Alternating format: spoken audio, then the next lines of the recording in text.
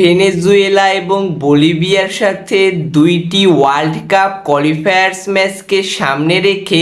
আর্জেন্টিনার coach Lionel Scaloni ২৭ সদস্যের দল ঘোষণা করেছে, যেখানে দলে ফিরেছে লিওনেল মেসি এবং দল থেকে বাদ পড়েছে এমিলিয়ানো মার্টিনেজ, যাকে ফিফা ২ ম্যাচের জন্য বাদ দিয়েছে দল থেকে, কারণ সে ফিফা বিশ্বকাপের সময় একটি খারাপ অঙ্গভঙ্গি করেছিল, যার কারণে আর্জেন্টিনার দলের হয়ে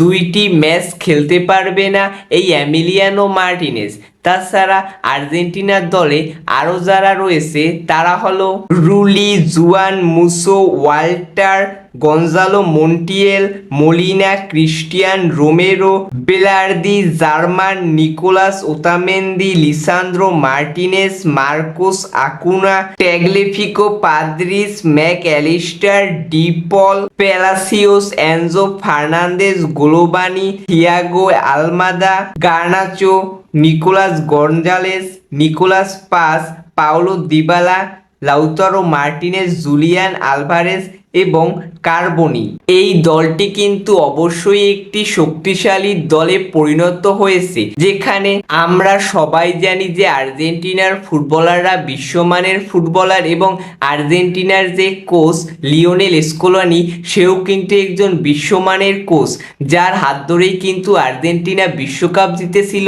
কোপা আমেরিকা জিতেছে। তাই বোঝাই যাচ্ছে যে আর্জেন্টিনার কোচ লিওনেল স্কলোনি যে দলটি গঠন করেছে তা বিশ্বের যে কোনো দলের সাথে মাঠের লড়াই করতে প্রস্তুত। তো বোঝাই যাচ্ছে যে আর্জেন্টিনা ১০ই অক্টোবর রাতে ভেনেজুয়েলা এবং ১৬ই অক্টোবর সকালে বলিভিয়ার সাথে যে দুইটি ম্যাচ খেলবে সেখানে তাদের সেরা পারফরমেন্স করবে এবং আর্জেন্টিনার সকল ফুটবল ফ্যানদের আনন্দিত করবে।